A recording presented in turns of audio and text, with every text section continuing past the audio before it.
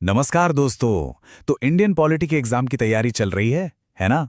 अगर हाँ, तो चलो फिर फटाफट एक क्विक रिवीजन करते हैं भारत के संवैधानिक इतिहास का, और वो भी सीधे उन सवालों के जरिए जो एग्जाम में पूछे जाते हैं। तैयार हैं?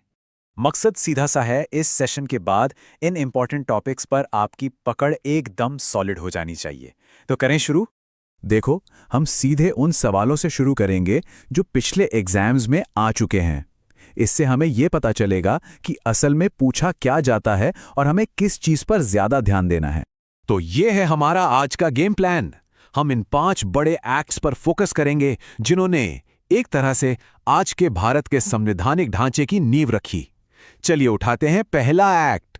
तो कहानी की शुरुआत होती है एक बहुत ही अहम कानून से।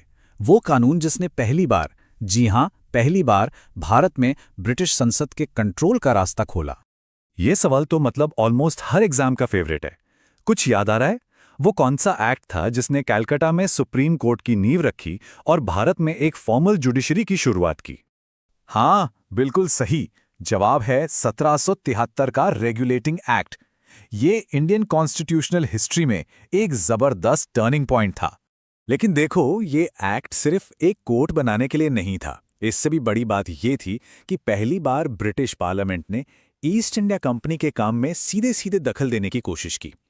मतलब कंपनी के पॉलिटिकल और एडमिनिस्ट्रेटिव दोनों कामों को ऑफिशियल पहचान मिली।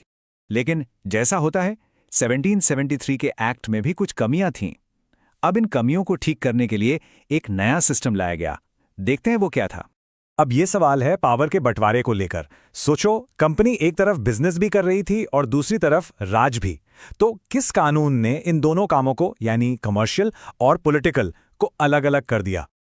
और इसका जवाब है पिट्स इंडिया एक्ट 1784। इसने तो एडमिनिस्ट्रेशन का पूरा स्ट्रक्चर ही बदल डाला। इस एक्ट ने एक डुअल कंट्रोल या कह सकते हैं दोहरी नियंत्रण वाली प्रणाली शुरू की। इसका मतलब ये था कि अब 2 बॉस थे। एक तो कंपनी का कोर्ट ऑफ डायरेक्टर्स जो सिर्फ बिजनेस देखेगा, और दूसरा एक नई बॉडी बनाई गई, बोर्ड ऑफ कंट्रोल, जिसका काम था पॉलिटिकल, मिलिट्री और सिविल मामलों को संभालना। ये 1773 की गलतियों को सुधारने का एक बहुत सोचा समझा कदम था। चलिए, अब कहानी में एंट्री होती है चार्टर एक्ट्स की। इन एक्ट्स ने भारत में ब्रिटिश कंट्रोल को और भी सेंट्रलाइज्ड और मजबूत बना दिया। यहाँ एक में 2 सवाल हैं, जरा ध्यान से। वो कौन से एक्ट थे जिन्होंने ईसाई मिशनरियों को इंडिया आने की परमिशन दी और गवर्नर जनरल की काउंसिल में पहले लॉ मेंबर की पोस्ट बनाई? तो जवाब के 2 हिस्से हैं। पहला, 1813 का चार्टर एक्ट, जिसने क्रिश्चियन मिशनरियों के लिए भारत के दरवाजे खोल दिए। और ठीक 20 साल बाद 1833 के चार्टर एक्ट ने गवर्नर जनरल की काउंसिल में एक लॉ मेंबर को जोड़ा। इससे कानून बनाने का काम और भी प्रोफेशनल हो गया। तो ये लॉ मेंबर था कौन? असल में ये एक लीगल एक्सपर्ट होता था, जिसका काम था कानून बनाने में गवर्नर जनरल की मदद करना। और पहले लॉ मेंबर वो कोई और नहीं बल्कि लॉर्ड मैकाले थे। और इनका नाम तो आप जानते ही हैं। भारतीय कानून और शिक्षा पर इनका कितना गहरा असर रहा है।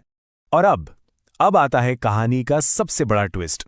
1857 का विद्रोह, एक ऐसी चिंगारी जिसने भारत में शासन की पूरी तस्वीर हमेशा हमेशा के लिए बदल दी। इस एक्ट को act for the better government of India भी कहा गया। मतलब भारत के बेहतर शासन के लिए कानून। सोचिए, नाम में ही कितना कुछ छिपा है। बता सकते हैं ये कौन सा एक्ट था जिसने कंपनी राज को खत्म कर दिया? और सही जवाब है the government of India act 1858। ये वो कानून था जिसने एक युग का अंत किया और एक नए युग की शुरुआत। ये एक्ट सीधे सीधे 1857 के विद्रोह का नतीजा था। इसने ईस्ट इंडिया कंपनी के शासन को पूरी तरह खत्म कर दिया और भारत की सत्ता सीधे ब्रिटिश क्राउन यानी रानी के हाथों में दे दी। वो जो डुअल कंट्रोल सिस्टम था उसे खत्म कर दिया गया और उसकी जगह एक बहुत पावरफुल पोस्ट बनाई गई, secretary of state for India. यहीं से ब्रिटिश राज की ऑफिशियल शुरुआत होती है। तो अब जब सत्ता सीधे क्राउन के हाथ में आ गई तो एक और जरूरी बदलाव हुआ।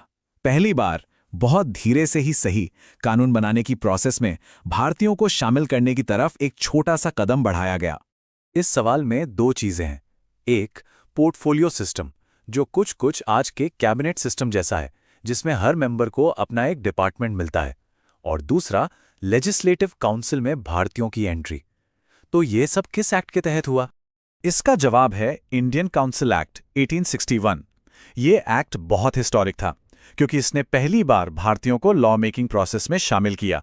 हाँ, ये बात और है कि वो नॉन ऑफिशियल मेंबर थे और उनके पास पावर बहुत लिमिटेड थी।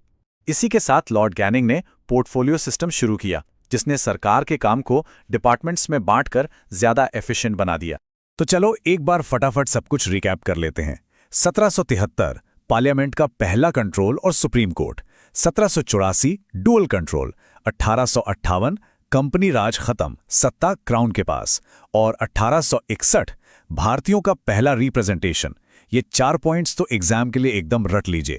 और आखिर में एक सवाल आपके सोचने के लिए, ये कितनी कमाल की बात है ना कि जो कानूनी ढांचा अंग्रेजों ने अपने कंट्रोल और शासन के लिए बनाया था, उसी ने जाने अनजाने में उस संविधान की नींव रख दी जो आज एक आज़ाद और डेमोक्रेटिक भारत को रास्ता दिखाता है।